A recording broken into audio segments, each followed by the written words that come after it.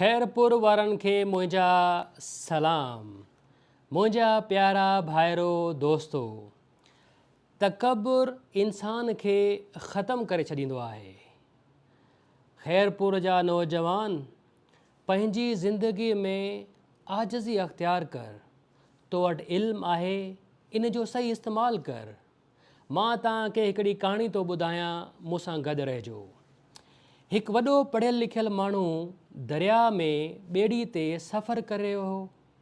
ॿेड़ी जो मालिक हिकु ग़रीब ऐं महिनती माण्हू हो, जंहिंजी पूरी ज़िंदगी ॿेड़ी हलाइण में गुज़री वई। सफ़र दौरान पढ़ियलु लिखियलु माण्हू उन ॿेड़ी वारे खां सवाल थो करे, इहो ॿुधाए त फ़लसफ़ो छा आहे, साइंस छा आहे?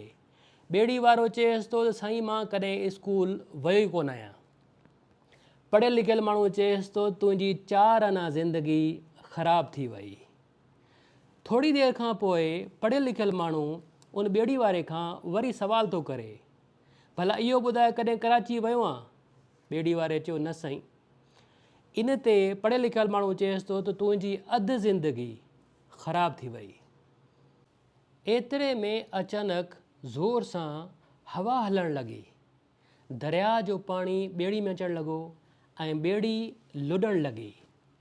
ॿेड़ी वारे उन पढ़ियलु लिखियलु माण्हू खां पुछा कयो, भला इहो ॿुधाए तोखे तरणु ईंदो आहे?